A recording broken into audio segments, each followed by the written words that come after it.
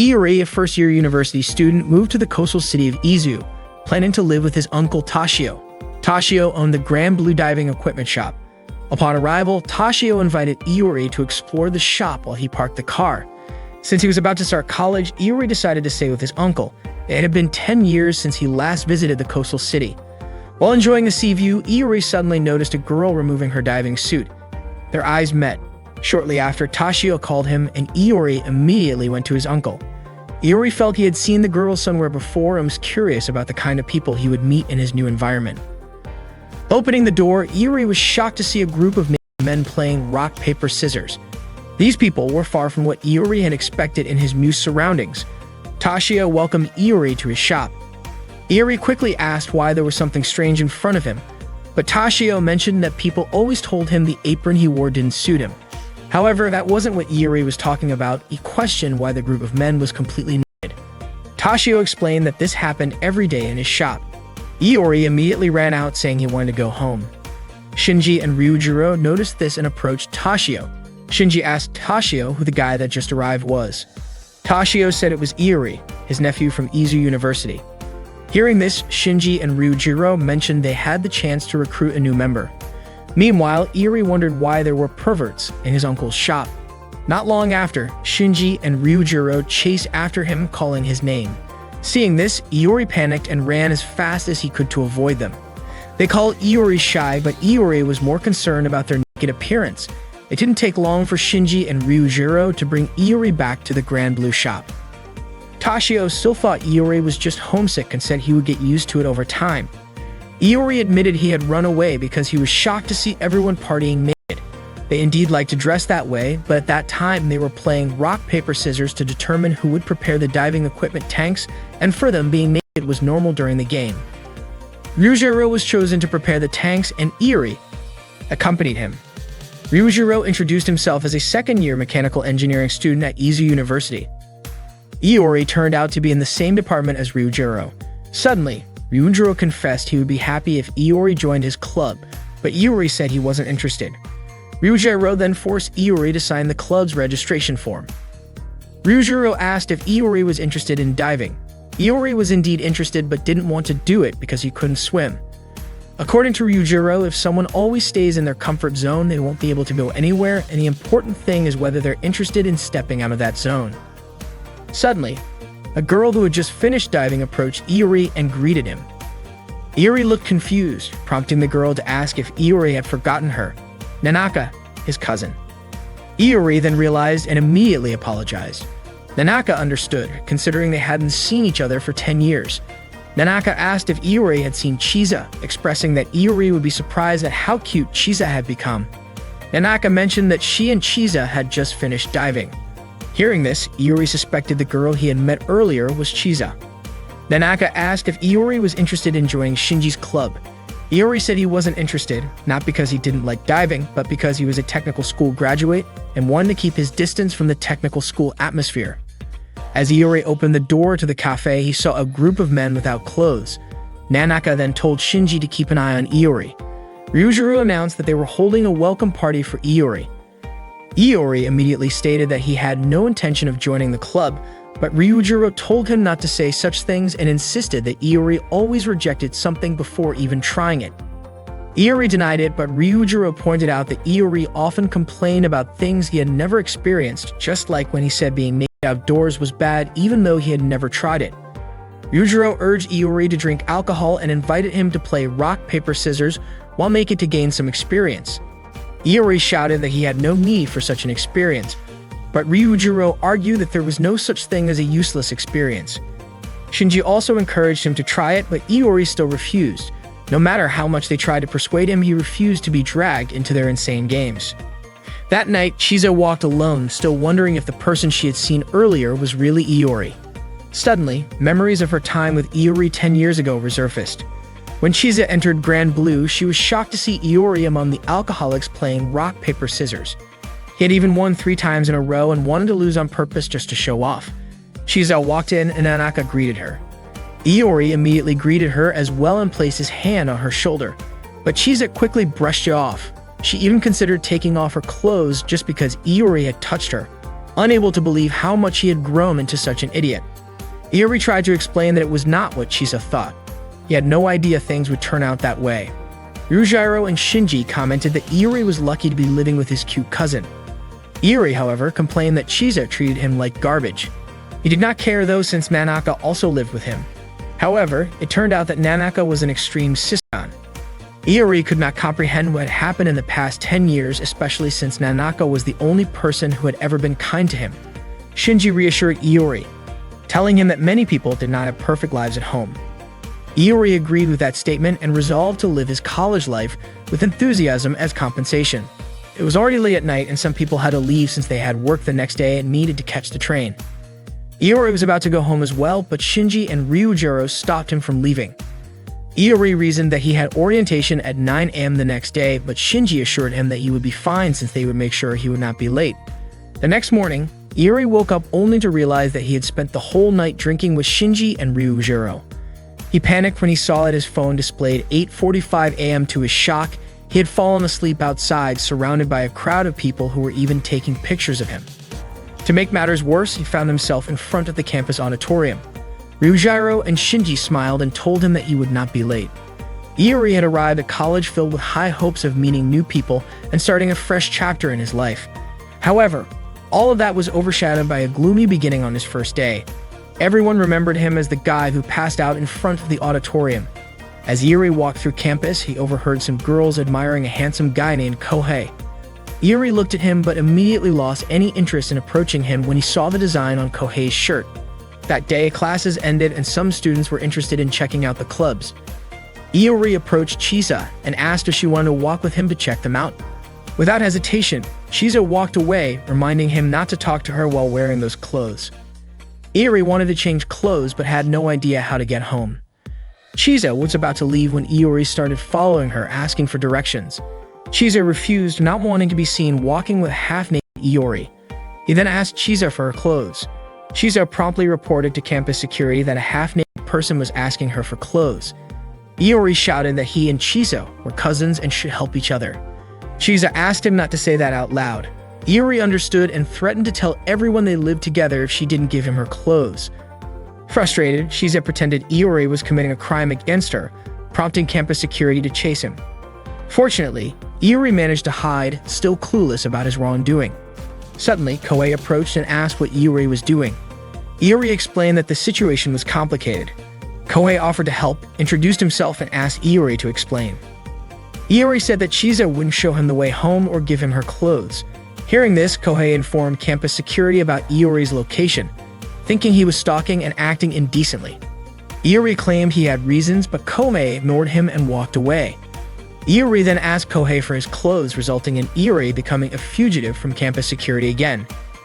Iori sneaked around looking for someone he knew to ask for help. At that time, there was a club exhibition and Iori hid at the diving club's booth. Nanaka and Ryujiro represented the Peekaboo Diving Club, handing out brochures and recruiting new members. Ryujiro told Iori that the coast was clear. Iori asked Ryujiro to lend him clothes. Ryujiro agreed on the condition that Iori recruited a new member for the diving club. Iori agreed and had a candidate in mind. Kohei was frustrated that there wasn't a club with a harem of high school girls idolizing him. Iori approached and encouraged Kohei not to give up, saying that if he persisted, his dream could come true. That's how the world works. Kohei realized that reality was harsh. Everyone told him he was dreaming and that there were no high school girls on campus, even though he hoped college life would bring his dream to life. Iori said such a place existed. Kohei just hadn't found the door to his dream yet. Iori invited Kohei to join him in opening that door. After joining the diving club, Kohei felt deceived by Iori. However, Iori finally got some clothes after recruiting Kohei. The diving club then started their celebration party. Ryujiro asked Iori what he wanted to drink. Iori requested oolong tea, but Ryujiro gave him vodka mixed with a bit of whiskey. Iori refused to drink it. Shinji wondered why Iori wouldn't drink it, noting that it looked like oolong tea. Ryujiro even showed that the drink could catch fire. Shinji handed Iori a glass of clear liquid that looked like water, but when Iori lit it with a match, it ignited. The diving club members toasted and drank alcohol together, while Iori stepped away and approached Chisa. She attended the event at her father's request and had also joined the diving club. Iori admitted he didn't want to join the club but was promptly dragged by Ryujiro and Shinji to drink with them. Reluctantly, Iori joined them. Shortly after, Kohei offered Iori a drink, but after tasting it, Iori realized it was vodka. Annoyed, Iori slammed his glass down and asked if Kohei was seeking revenge. Kohei said he had no such intention, he was just following their seniors' orders to get others drunk and recruit new members so he would join the club. Iori understood that someone had to make sacrifices and felt responsible for Kohei since he brought him into the club. Iori said he would get drunk alone and that Kohei should stick to drinking oolong tea. Kohei mentioned that Iori had made a beautiful self-sacrifice, but he only realized it was alcohol after taking a sip. Kohei immediately attacked Iori, and they started fighting. Shinji approached them and suggested a laughing contest. The rule was simple: whoever spit out their drink would lose. Iori and Kohei were intrigued by the idea, and all the club members cheered them on. In the first round, Iori had to hold back his laughter while Kohei tried to make him spit out his drink. Kohei attempted to make a ridiculous face, but it did not seem to work. Ryujiro then approached Kohei and advised him to change his strategy. He explained that people tend to laugh when they are supposed to remain serious. Taking his advice, Kohei decided to reveal something unexpected. He admitted that he used to be an otaku. The moment Iori heard this, he immediately spit out his drink. Kohei remarked that Iori could not hide his surprise, but Iori countered by saying that Kohei was the one who could not hide his otaku nature. Since Iori had lost the round, Shinji instructed him to do a sosu, meaning he had to chug an entire alcoholic drink in one go. Iori complied and immediately became dizzy, nearly bumping into someone. In his drunken state, he blurted out a pun in front of a senior. Upon hearing it, Kohei could not hold back and ended up spitting out his drink as well. As a result, Kohei also had to do a sosu. However, to everyone's surprise, Iori was ordered to do another one because making a pun in front of a senior was considered disrespectful. In the end, both Kohei and Iori had to chug their drinks together. They vowed to get back at each other for this, and the laughing contest continued until their bodies could no longer handle any more alcohol. Eventually, both of them ended up vomiting. Seeing this, Ryujiro poured them some liquid and handed it to them. They eagerly drank it, thinking it was water, but after reading the label on the bottle, they realized it was alcohol with a 96% alcohol content. Ryujiro simply remarked that they must really enjoy drinking. Meanwhile, Nanaka told Tashio that Iori had been hanging out with his friends from the club and had been out for 2 nights in a row. This meant Tashio had to reprimand him. The next morning, Iori and Kohei were in the lecture hall, completely naked. Shiza could not believe what she was seeing and had no idea how Iori had ended up like that. That day, Iori returned home with Chiza. Upon arriving at Grand Blue, they were met with the sight of Shinji, Ryujiro, and Tashio wearing only store aprons. Iori felt nauseous and wondered why they were dressed like that. They laughed with Ryujiro, explaining that they were about to go diving and were wearing swimsuits under the aprons. However, when Shinji and Ryujiro turned around, it was clear they had nothing on beneath the aprons.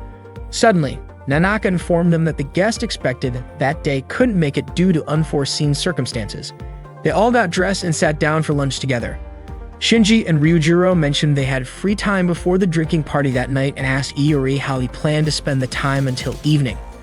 Iori replied that he didn't intend to join the drinking session that night. This annoyed Shinji, who promptly reminded Iori of the club he had joined. Nanaka suddenly asked if Iori knew where his room was, considering it was his 3rd day at Grand Blue. Iori realized he had been sleeping on campus for the past 2 days. Nanaka expressed understanding if Iori wanted to have fun on campus but insisted he couldn't sleep elsewhere for 3 consecutive days. Iori then conceded that he might indeed skip the drinking that night. Shinji and Ryujiro accepted this, noting that even without Iori, there were plenty of other members in the club. Suddenly, Ryujiro mentioned that they would be drinking that night with girls from Aonu Women's University. Hearing this, Iori begged Nanaka and Chiza for permission to join the party. Seeing Iori kneeling before Nanaka and Chiza, Ryujiro and Shinji asked what he was doing. Iori stated that he now remembered the club he had joined wasn't just about diving. Nanaka and Chiza were puzzled as to why Iori had taken off his clothes. Iori explained it was to show his sincerity. Despite Iori's earnest pleas, Nanaka remained firm, knowing he just wanted to have fun. At that moment, Iori asked Ryujiro and Shinji how he could get permission to go out that night. Shinji suggested giving up as Nanaka was very strict, but Iori refused to surrender. Shinji was curious about Iori's determination. Iori admitted it was driven by his sexual urges. Seeking advice on convincing Nanaka, Ryujiro suggested that Iori unpack his belongings in his room, but Iori felt that wasn't enough. Ryujiro then recommended decorating his room to make it look more mature. Ryujiro and Shinji even offered to help. Iori promptly informed Nanaka that he had finished unpacking and claimed he had become a mature man. When Iori showed Nanaka his room, she was shocked by the decor, filled with adult books, tapes, and pictures. Iori remarked that it wasn't supposed to be like that. Nanaka, surprised, commented that it seemed Iori had indeed matured. Shinji and Ryujiro asked Iori if the plan had worked. Iori scolded them, and Shinji wondered why it hadn't succeeded. Ryujiro noted that when a mother finds adult magazines in her son's room, she considers him grown up. Iori had hoped they would decorate his room normally, like a typical college student's first place living alone. However, Shinji and Ryujiro exclaimed that Iori should have said so earlier. Iori admitted his mistake in asking them for help and told them to take the magazines out of his room. Shinji said that he had actually planned to give one to Iori as a welcome gift and asked him to choose his favorite.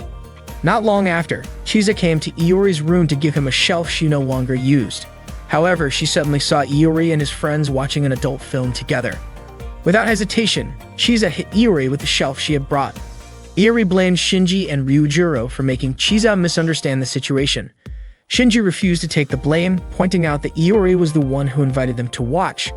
Frustrated, Iori told them to leave but asked them to leave one tape behind for him. Shinji and Ryujiro refused to abandon Iori in his state of distress. They asked for one more chance to redecorate his room, and Iori decided to trust them. Iori then headed to the store where he ran into Toshio. Toshio asked if something had happened as Chisa looked upset. Iori explained that he was getting a warm welcome from his seniors. Toshio commented that Chisa was not handling the situation very maturely. Suddenly, Nanaka greeted Iori. As he was about to explain the misunderstanding about his room's decoration, Nanaka surprised him by saying she did not mind at all. She even mentioned that she had asked for friends, and they told her that it was normal for guys Iori's age. Iori explained that his seniors had been messing with him and that his room's decoration had already been restored to normal. Just then, Kohei was seen returning an adhesive to Toshio. Iori had a bad feeling about his room. His instincts proved right. Kohei had redecorated it entirely with images of loli characters. Horrified, Iori immediately tore down the giant poster. Kohei was furious and even cursed him for it. Iori was exasperated that his room was now filled with Kohei's terrible taste. Soon after, Shinji and Ryujiro arrived to check on Iori's room.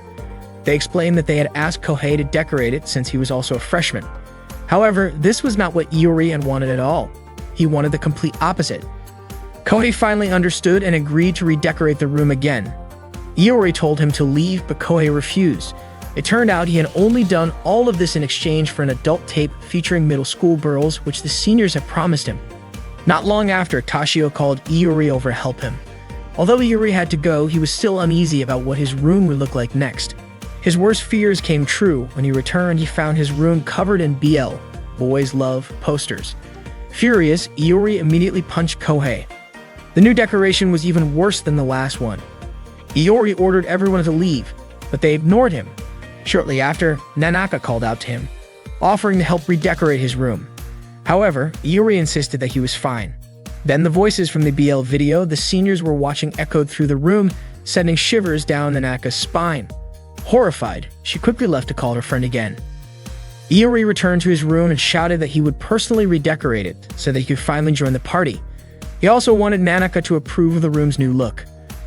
Kohei asked if Iori had any ideas, and Iori decided to fill the room with pictures of Chisa, knowing how much Nanaka adored her younger sister. The seniors were skeptical about the concept, saying the room now looked like it belonged to a stalker. Kohei reminded everyone that the drinking party was about to start. However, Shinji informed them that the party had been postponed due to an issue. Iori was stunned to learn that the drinking party was not happening that day after all, meaning all his efforts had been for nothing. Moments later, Chisa arrived with tea. Upon seeing so many pictures of herself in Iori's room, she immediately took action, leading to Iori being confined in an empty room as punishment. The following morning, Iori woke up to find the club members gathered in his room. Curious about their presence, he asked why they were there. It turned out that the room was their usual gathering spot and they couldn't just change it because of him. Iori then headed to the shop where Toshio and Nanaka greeted him. Nanaka even complimented Iori for wearing clothes that day. Toshio inquired about any club activities scheduled. That day was meant for introducing new members who had joined. Nanaka asked how many new members there were. Ryujiro mentioned that 3 new members had joined: Kohei, Iori, and Chisa. Iori wondered why Kohei had come to Grand Blue. It turned out the seniors had informed him that voice actress Mizuki Kaya would be arriving at 10 o'clock. However, Iori was certain the seniors were lying, and sure enough, Shinji admitted it was just a prank. Unexpectedly, Kohei began to cry, feeling deceived. Toshio mentioned that lately, Mizuki Kaya had indeed been busy and couldn't visit for a while. Nanaka added that Mizuki Kaya used to come often, and even other celebrities did too. Kohei tried not to believe it, but Nanaka insisted she wasn't lying. Toshio even mentioned there was a diving suit that Mizuki Kaya used to wear. Hearing this, Kohei asked to try it on, a request that sounded somewhat inappropriate. Kohei then expressed interest in learning to dive. Chisa asked if she should join the diving lessons. Shinji allowed her to opt out since she was experienced, but Toshio requested Chisa to participate so she could understand how beginners learn to dive. Iori asked if he could just watch since he couldn't swim, but Ryujiro mentioned there are divers who can't swim, and according to Shinji, it would be a waste if Iori didn't at least try. Shinji instructed the 3 of them to swim. Iori remarked that it should be fine even if he couldn't swim. Shinji explained that while mastering swimming techniques wasn't necessary, all divers should become accustomed to water. They then proceeded to the changing room. The seniors explained that individuals afraid of water aren't suited for diving because they might panic during problems, making it hard to control breathing and leading to rapid air consumption. Therefore, safety is crucial, and they need ample practice. For basic training, Ryujiro asked Iori to open his eyes underwater.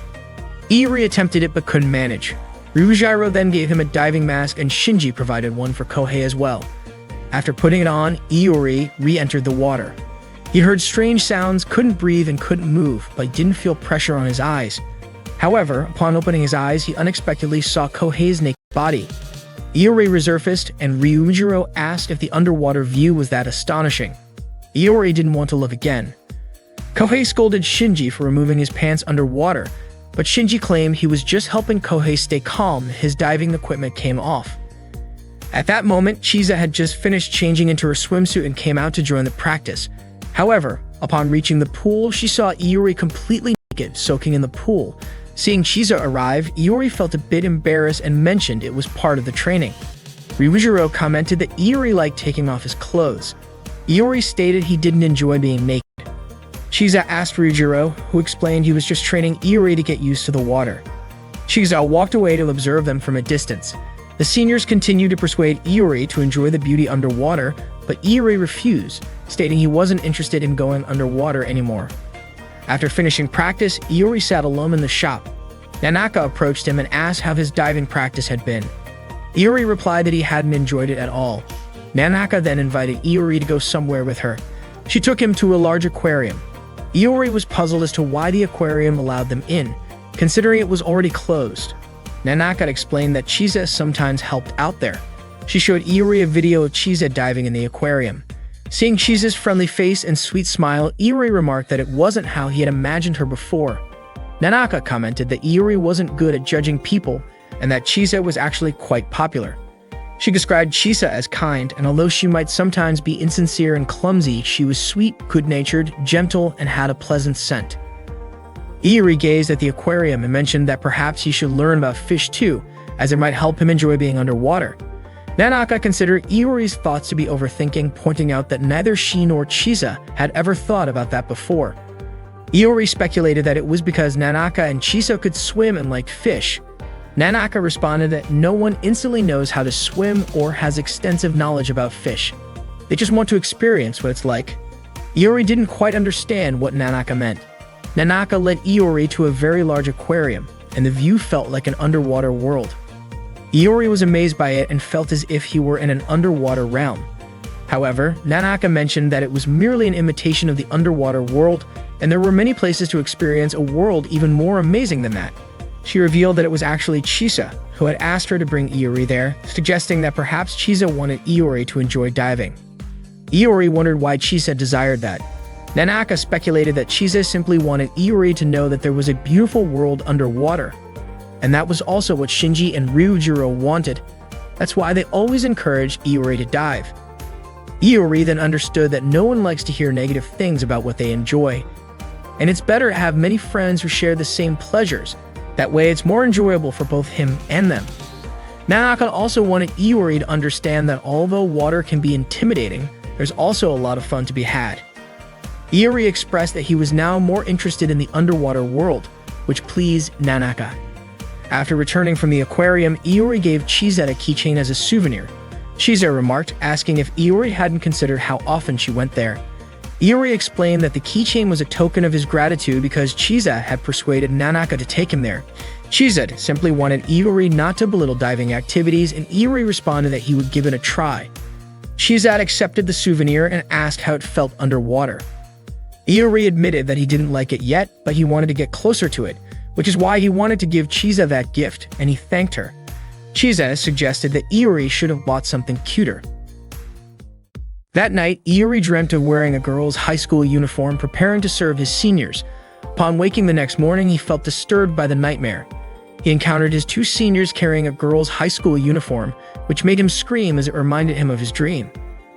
Kohei wondered why they had given him a boy's high school uniform. Shinji mentioned that it was time to focus on club activities. Chizette approached them and was puzzled to see Kohei and Iori holding girls' uniforms like perverts. Iori insisted it was a misunderstanding, and Kohei explained that the uniforms were for diving. They were unsure how to wear them. Kohei even dressed his Ani-made body pillow in the uniform, believing it could ward off sharks. Shinji and Ryujiro then presented the actual diving equipment, revealing that the high school uniforms were not part of it. Iori and Kohei felt deceived. Shinji explained that diving requires significant funds, and the high school uniforms were a means to generate money. Kohei and Iori imagined how they could use the uniforms to earn money. Iori even envisioned selling himself to wealthy older men, bringing him to tears. Shinji informed them about the Izu Summer Festival, an event at their campus scheduled for May, which included an inter-club male beauty contest. The winning club would receive a cash prize, and they wanted Kohei and Iori to participate. Naturally, Iori and Kohei immediately refused. Ryujiro mentioned that the male beauty contest was called Danken, which sounded like a term for male genitalia. Iori and Kohei were shocked by the inappropriate sounding name. Iori asked if Chizette was aware of it. She had seen it the previous year. Kohei was unwilling to participate in the contest, especially wearing such uniforms and being laughed at. Shinji told Kohei that he was a sweet guy and should use his charm to help the diving club. Iori remarked that this meant they didn't meet him since they already had Kohei. Shinji stated that Iori would participate in the comedy category. Ryujiro asked Kohei and Iori to wear diving suits. That day, the seniors took them to the sea. Iori inquired if Chizette would join them, but she said she was tending the shop. Before Iori left, Chizette asked if he was looking forward to starting college life. Iori admitted he had been, but not anymore. Chizette was confident Iori would enjoy it. Iori trained with Ryujiro, while Kohei trained with Shinji. Ryujiro planned to teach Iori how to breathe underwater. He instructed Iori to place the regulator in his mouth and inhale. Iori tried it and found it very different from regular breathing. It required more effort to take a breath.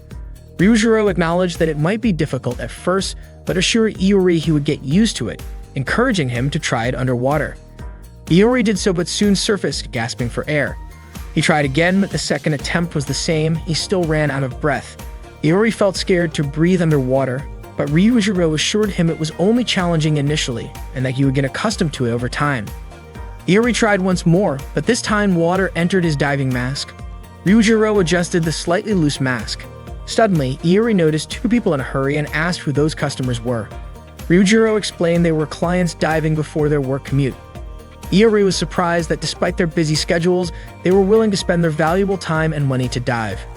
Ryujiro expressed how amazing the place was. Iori recalled the large aquarium he visited with Nanaka the previous day. Ryujiro admitted he also feared running out of air underwater. He showed the spare regulator and explained it should be given to a friend who runs out of breath. He also mentioned the weight belt always faces the same direction, so it can be quickly removed in case of emergency. The diving equipment is designed not only for the user's safety, but also to assist diving buddies, and it has undergone thorough safety testing. Ryujiro assured Iori that he wasn't alone and that he would be there with him. Therefore, Iori should muster the courage to dive, knowing that Ryujiro would certainly come to his aid if needed. Iori began descending to the seafloor. When his knees touched the bottom, he opened his eyes and breathed calmly. He couldn't believe he had actually done it and didn't feel any discomfort. He discovered an underwater world he had never seen before, referring to it as a new world unknown to him. After the diving practice, Iori immediately approached Chisa, expressing that he now understood how amazing it was to breathe underwater, even though he couldn't swim, and described it as exploring a new world. Iori even compared it to being in outer space and experiencing zero gravity. He enthusiastically shared his first experience, and Chisa instructed him to change clothes. Shinji told Kohei that joy comes from understanding how to do something never done before. They gathered again for drinks at the shop. Tashio served food and asked if Iori had overcome his fear. Iori admitted he still felt anxious about entering the water, but Ryujiro noted that Iori was beginning to appreciate the joy of being in a new world. Iori thanked his seniors, but they reminded him that there was no reason for him to refuse the new world he would face, which involved wearing a uniform for the Spring Festival. The next morning, Iori woke up feeling dizzy from excessive drinking. Suddenly, a woman pressed his head and told him to go back to sleep. Iori was shocked to see a sexy woman beside his bed and thought it wasn't real. However, he considered that getting drunk and waking up next to a half-naked girl was normal at that time. Iori didn't even recognize who the girl was. Shinji and the others woke up, and Ryujiro mentioned that their club was an inter-campus club and that the girl was Azusa from Aomori Women's University. Iori asked why Azusa was sleeping there. Shinji suggested it was because there was a place to sleep there, but Iori pointed out that he had gone to bed first. According to Shinji, Azusa wasn't concerned about such matters, as evidenced by her clothes scattered around. Iori wondered why a woman would undress in a room full of men. Iori was surprised to see Ryujiro and Shinji dressed that day. It turned out they had activities outside and had invited Azusa. That morning, Azusa cooked okonomiyaki for them. After Kohei tasted it, he found it delicious. The club planned to sell okonomiyaki at the Izu Spring Festival, with the proceeds going to club funding. Therefore, Azusa would teach the new members how to make it that day. Meanwhile, Shinji and Ryujiro went to prepare the equipment, and after finishing, they would all eat together. Previously, Shinji and Ryujiro informed Kohei and Iori about an important matter regarding the Izu Spring Festival. They were actually tasked with persuading Chisa to participate in the women's beauty contest, with a promise that if Chisa won, it wouldn't have to join the men's contest. While learning to cook, Iori and Kohei pondered how to get Chisa to agree, knowing she usually refused to participate in beauty contests. They concluded they needed to catch Chisa off guard. Their plan was to get Chisa drunk and then trap her into agreeing to join the contest. Iori and Kohei began their scheme. Iori pretended to be hot and asked for a drink, to which Kohei agreed to prepare. Kohei returned with 2 glasses, claiming both contained oolong tea. However, the glass in his left hand held oolong tea, while the one in his right was a mix of vodka and whiskey. Iori took the glass from Kohei's left hand and offered it to Chisa, but she declined, saying she was busy. Suddenly, Azusa grabbed the glass from Kohei's left hand and drank it. Azusa sensed something unusual in Iori's drink, but Kohei insisted there was nothing odd and urged Iori to prove it. Their first attempt failed, so they switched roles. This time, Iori prepared the drinks. Unfortunately, while mixing them, Chisa approached Iori and remarked that his actions were truly awful, suspecting he was trying to get Kohei drunk. Once the food was ready, Azusa tasted Chisa's cooking and found it quite good. As they were eating okonomiyaki, Kohei and Iori suddenly offered Chisa a beer, but she refused. Azusa immediately requested the beer, commenting on how considerate Iori and Kohei were. She also mentioned hearing from Nanaka that Iori and Kohei were amusing, revealing that Azusa was the friend Nanaka often called, so she knew a lot about Iori. Iori then realized that Azusa must be aware of his room's decorations from that time. Accidentally, Iori spilled his drink and Azusa helped him clean up. During this, Iori explained that all the pornographic and homoerotic items in his room were just a misunderstanding. Suddenly, Azusa confessed that she liked both, feeling happy to meet someone with similar interests. Kohei didn't understand their conversation and reminded Iori to continue their mission to get Chisa drunk. Kohei and Iori prepared oolong tea and shaved ice made from alcohol, but fortunately, Chisa declined them. Chisa didn't understand what Iori and Kohei were trying to do, but Azusa questioned why they wanted to get Chisa drunk. They denied the accusation. Finally, Kohei and Iori confessed that they wanted Chisa to participate in the beauty contest, but Chisa immediately refused. They kept pleading, but Chisa remained firm in her decision. Azusa suggested that wasn't the right way to ask, and that they should explain their reason. Iori explained that if Chisa entered the beauty contest, They would get money and wouldn't have to join the men's contest. After hearing their reason, Chisa still refused to participate in the women's beauty contest. That night, Iori and Kohei informed Shinji that they had failed to persuade Chisa, meaning they would have to join the men's contest. Iori asked who had participated in the beauty contest the previous year, and it turned out Azusa had represented the diving club, but was eliminated in the first round because she forgot her swimsuit and only wore underwear, leading to disqualification. Shortly after, the club members started a rock, paper, scissors game. Azusa, who was sitting with Nanaka and Chisa, expressed her desire to join the men. Nanaka was surprised that Azusa was interested in such things. Seeing Azusa approach and express her wish to join, Iori and Kohei were shocked, not expecting that the loser of the game would have to strip. Azusa was already familiar with the rules of the game, and she was not going to end up completely naked since she was a woman. Iori was eager to take the first challenge against Azusa, but before long he lost and was already stripped down. He tried again to take another chance, but once again he lost. Azusa laughed, clearly entertained by Iori's antics. They continued with a speed-based challenge, and Iori showed no signs of giving up. By the end of the game, Azusa had successfully gotten both Kohei and Iori completely naked. Azusa returned to the table with Chisa and Nanaka, commenting on how fun the game had been. Nanaka mentioned how adorable she found Iori and Kohei, though Chisa was confused about what exactly was cute about them. It turned out that Azusa had taken a liking to them. She then asked Shizo why she was not interested in joining the women's contest, considering it was an advantage to be a woman. Chisa did not understand what Azusa meant, so Azusa assumed that the club members had no doubts about Chisa winning, which meant they believed she was the cutest. Chisa clarified that it was not that she did not want to participate, but she did not want to be the only one embarrassed. Azusa understood her reasoning. Shinji and Ryujiro informed the club members that Chisa had agreed to join the beauty contest thanks to Iori and Kohei. However, the high school uniforms were still given to Iori and Kohei. It turned out that Chisa had set one condition. If she was going to enter the contest, and Iori and Kohei also had to participate. Upon hearing this, Iori and Kohei immediately started arguing. They were frustrated that all their efforts from the previous day had been in vain, as they were still dragged into the contest. Iori insisted that Kohei should be the one to wear the female uniform, but Kohei refused. Their argument continued, but Shinji saw it as if they were having fun, while Ryujiro was happy to see how close they were. With the matter settled, Chisa felt relieved.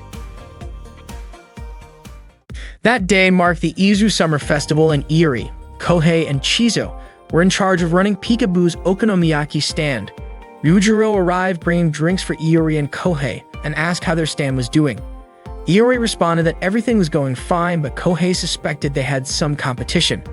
Ryujiro pointed out that the neighboring stand, which was attracting a crowd of women, belonged to the Tinkerbell Tennis Club, known for its group of attractive, popular men. Kohei dismissed them as pathetic otaku, while Iori referred to them as pig's blood. Chisa urged Iori and Kohei to stop saying things like that. Suddenly, Azusa arrived without any clothes on, prompting Ryujiro to ask if she had walked there. Azusa explained that she had taken the bus partway. Iori was bewildered by how Azusa and Ryujiro could converse so casually. Chisa quickly handed Azusa some clothes to wear, and Iori asked why she was not already wearing something. It turned out that her outfit had gotten stained and she had not bothered washing it since it would just get vomit on it later that night anyway. When Chisa helped Azusa put on a shirt, it was apparent that Azusa's dress was too large, making it a tight fit. Ryujiro suggested that she look for a t-shirt instead, so Azusa asked Iori to help her find one.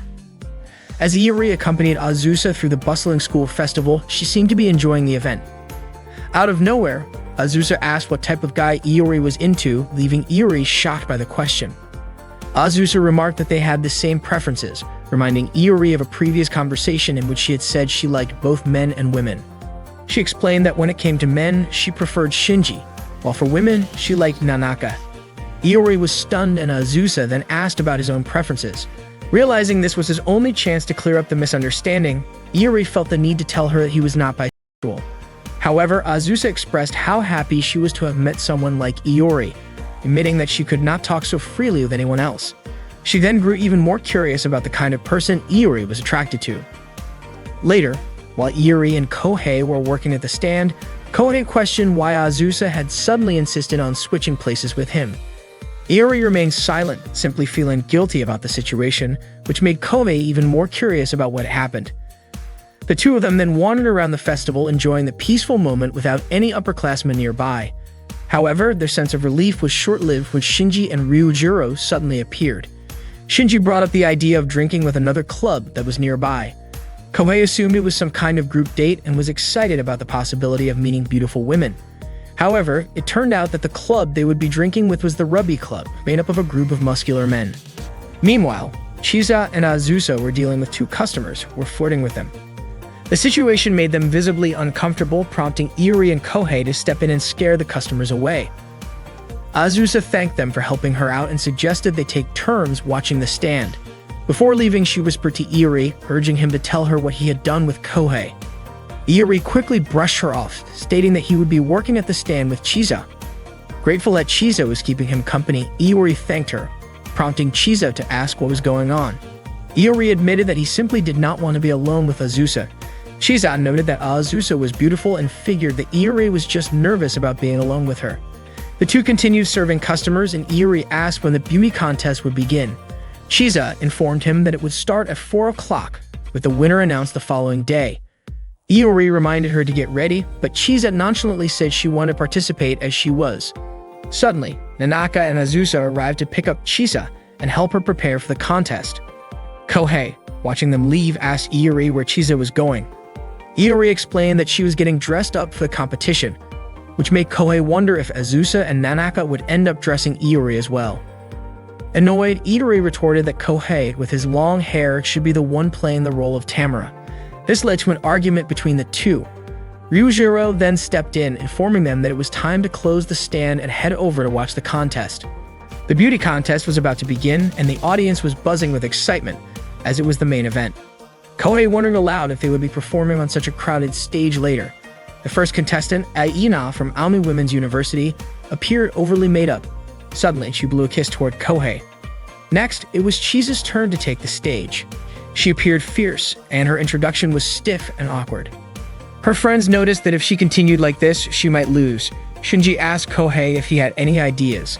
Kohei suggested that to make a shy girl shine, they needed to make her smile. However, Iori thought making Chisa smile would be very difficult. Shinji proposed that if they smiled, perhaps Chisa would smile too. They tried calling her name and smiling together, but that approach failed. Chisa's face showed disgust instead. Shinji then asked Kohei if he had any other ideas. Kohei suggested revealing her embarrassed side. The club members bared their chests and displayed banners supporting Chisa, but that method also failed. According to Kohei, she should have shown embarrassment, but instead, Chisa looked at them as if they were trash. Their plan failed, leaving only one option: lifting her skirt. Kohei planned to throw small balls at Chisa, like grade school boys embarrassing a girl. Iori thought this might make Chisa very angry. Ryujiro added that Chisa might kill Iori if he did it. Iori questioned why he had to be the one to do it and suggested deciding with rock, paper, scissors. However, Kohei had another idea. They would all throw the balls simultaneously so Chisa wouldn't know who the culprit was. They agreed to Kohei's suggestion. The first throw went smoothly, making Chisa feel embarrassed. The subsequent throws also hit their mark, and Nanaka didn't miss the moment to photograph Chisa. The club members praised Iori's throw. Iori then realized that his friends hadn't thrown any balls. At that moment, Chisa glared at Iori sharply. After the contest, Chisa searched for Iori, intending to beat him up. Iori and Kohei hid behind some plants when suddenly a beauty pageant contestant approached Kohei, surprising him. The overly made-up contestant asked Kohei to go out with her. Kohei mentioned that he didn't know her name. She introduced herself as Aina, a freshman at Umi University. Iori congratulated Kohei and wished them happiness. Just as Iori was about to leave, Kohei stopped him, asking why he was leaving him alone. Seeing Iori and Kohei arguing, Aina ran away. While the club members were drinking, Chisa suddenly approached Iori with a sharp look. Iori tried to explain that what he did on stage was to bring out Chisa's charm. Suddenly, Chisa said she owed Iori. Iori smiled happily because Chisa wasn't angry and even offered to buy him a pair of sexy underwear as thanks. It turned out Chisa handed him a large bottle of liquor to finish. Before Iori could finish his drink, he ran away because he couldn't handle it anymore. Iori sought refuge behind Azusa. Ryujiro asked if something had happened to Azusa that made her late. Azusa explained that a guy wanted to get close to her. That guy was Kudo, the captain of the Tinker Bell Tennis Club. Iori asked if Azusa was okay.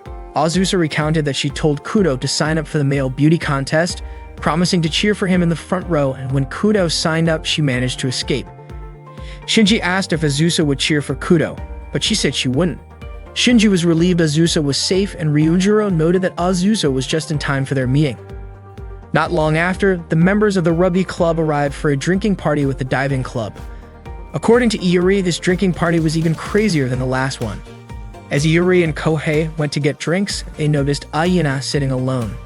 Aina approached Kohei, leaving him confused as to why she was following him instead of joining the tennis club members. At that moment, Aina was rambling incoherently due to being extremely drunk. She confessed that the reason she had asked Kohei out was because she found him sexy, just like the reason she had joined the tennis club, because everyone there was sexy. She had thought that having a boyfriend would allow her to experience the college life she had always dreamed of, but instead, she ended up like this. Arina began crying loudly, saying that she had worked so hard, learning how to apply makeup, trying on clothes she would never normally wear, and doing things she did not want to do, only to become the butt of everyone's jokes. Iori assumed that the people Aina was referring to were from Tinkerbell. Kohei agreed, saying that if Aina wore makeup that thick, people would naturally think she was crazy. Aina protested, saying that they used to call her cute, but Kohei bluntly pointed out that they had actually been laughing at her. It turned out Aina already knew that. At first, she did not mind being treated like a joke as long as she had friends and could have fun. But after the drinking party following the contest, the Tinkerbell members had told her to go home because they had laughed enough at her expense. Aina realized that she never needed to try so hard to change because, in the end, no matter what she did, people would still laugh at her. And it was the Tinkerbell members who were mocking her. Iori stated that no one is always laughed at, nor is anyone always laughing at others, and he promised to show her something interesting. That night, the men's beauty contest began. The first contestant from the Rugby Club showed off his athletic physique. The next contestant was Kudo, the captain of the Tinkerbell Tennis Club. The audience cheered him on, suggesting that he had many fans. Kudo himself felt he was on a different level compared to the others. Next up was Kohei from the diving club, and the girls in the audience commented that he looked cute. Kudo was curious why Kohei was wearing a high school uniform. He admitted that Kohei seemed decent, but he was confident that he would be the one to win the contest. Suddenly, Kohei approached Azusa and asked her not to date Kudo. Instead, he asked her to date him. Kudo understood that Kohei was trying to attract attention that way, but he was irritated that Kohei had the audacity to use his name without permission. Kudo then approached Azusa and asked her to choose him instead. The audience eagerly waited to see whom Azusa would pick. Then Azusa reached out and took Kudo's hand. Kudo smiled and apologized to Kohei for how things turned out, like he believed that everyone was on their own level and that someone out there was a perfect match for Kohei. Suddenly, Kohei burst into laughter, mocking Kudo. It turned out that the Azusa who had chosen Kudo was actually Iori in disguise. Iori laughed, never expecting that he would turn out to be Kudo's perfect match. Kohei laughed as well, saying that Iori was on the same level as Kudo when it came to being a woman. At that moment, Iori from the Peek-a-Boo Diving Club officially entered the comedy contest. Just as Kudo was about to say something, Iori cut him off, teasing him by declaring that the captain had confessed his love to him. Kohei chimed in, saying that although it was painful, Kudo had to stay strong and he hoped that the two of them would stay together forever. Iori and Kohei then said in unison that they had laughed enough and told Kudo to go home. Iori had successfully demonstrated his point to Aina. The audience erupted into cheers and Azusa praised Iori and Kohei, saying that they had pulled it off. However, Chisa suddenly walked away. That night, the members of the diving club raised their glasses in celebration. Suddenly, Aina entered the room looking like she wanted to join them. Kohei handed her a bucket full of drinks to celebrate the party. He commented on how heavily Aina had done her makeup. Aina was shocked to see that Iori and Kohei could drink so much. Kohei explained that his body had been trained for it. The diving club members praised Iori and Kohei for their impressive drinking abilities. The next day, while working at the booth, customers started flirting with Chisa after learning that she had participated in the beauty contest. They scrambled to talk to her and some even dared to grab her hand. Normally, Iori and Kohei would have immediately stepped in to help, but they were still unconscious from drinking too much. Before long, Shinji and Ryujiro arrived to drive away the pushy customers. Later that day, the winner of the contest was announced. Chisa had won the beauty contest, but she looked gloomy on stage. Shinji and Ryujiro were curious about why she seemed that way. Azusa explained that Chisa had only entered the contest for Iori and the others. However, instead of supporting her, Iori and Kohei had worked hard for Aina. On top of that, Chisa had been constantly hit on by guys because of the contest, and no one had stepped in to help her. That was probably what had made her angry. The host then asked Chisa who she would share her joy with. Smiling, Chisa replied that of course she would share it with her boyfriend Iori, who was currently passed out on the stage. The host was surprised that Chisa was dating such a perverted guy. Shinji realized that Chisa was using Iori as an excuse to reject other men. Azusa became curious about what they would do now that they were together. That day on campus, Iori told Kohei that it seemed like their classmates were looking at him differently. Kohei felt the same way. Iori wondered why that was happening. Kohei did not understand, especially since he and Iori had been acting the same as usual. Kohei then asked Iori to go ask them what was going on. Iori told Kohei to do it instead, but Kohei suspected that they might not answer if asked, and that would hurt. When Iori tried to talk to them, one of them told him not to speak so casually to them because they would kill him. That was exactly what Kohei had predicted. Iori called it strange, but Kohei said it was nothing unusual for a first introduction. Their classmates' stares were terrifying. Iori was convinced that something had happened and wanted to find out what it was, but no one was willing to talk to him. Kohei suggested that Iori ask Chisa, but Iori found that impossible, especially since she was not wearing her usual expression, and she would probably glare at him. According to Iori, Chisa had been in a bad mood ever since the Izu Spring Festival. When Iori turned around, he suddenly saw Chisa smiling at him. That made him even more certain that something had happened to him. Besides that, he could feel the murderous intent around him growing stronger. Kohei was sure that Chisa knew something. When Iori approached Chisa to ask her, Chisa told him that he could talk about it in their room after they got home. Immediately, the classmates who had been staring daggers at him stabbed their pens into the table as if they were ready to kill Iori. Iori screamed and demanded that Chisa tell him what was going on, but Chisa claimed she knew nothing, and Iori did not believe her. Chisa insisted that she had nothing to do with it. Suddenly, his classmates threw a piece of paper at him with a message telling him to break up with Chisa immediately, or they would kill him. Iori showed the paper to Chisa. Kohei asked if he and Chisa were dating. Just as Iori was about to deny it, Chisa said they had been dating since before the school festival. Kohei reminded him that if they continued dating, their classmates would kill him. Iori said he would do as they wanted, but then suddenly thanked Iori for choosing to risk his life for Chisa. Iori was baffled, wondering what Chisa was planning. Their classmates started to approach Iori. Kohei asked if he had anything to do with this, but one of them stated that they were only after Iori. Kohei immediately decided to leave the room, claiming he had something to do. Iori tried to stop him, but Kohei refused, saying he did not want them to see that he and Iori were close. Iori shouted that Kohei was his best friend. He also yelled that Kohei had started dating a girl from Aomori University named Azusa 2 weeks ago. Upon hearing that, their classmates immediately stabbed their pens into the table, indicating that they now wanted to kill Kohei. Iori explained that it was because Kohei was his friend and their situations had to be the same so that they could figure out how to escape together. Just as Iori was about to ask Chisa something, she had already left the room. When they were in the cafeteria, they received a lot of letters, even from students in different departments. Iori and Kohei still had not decided what to do when suddenly 2 guys named Shinichiro and Hajime approached them and said they wanted to help. Hearing that, Iori and Kohei were relieved and thought they were good people. However, it turned out that in exchange, they wanted to learn how a perverted guy could use a shaman to get a girlfriend.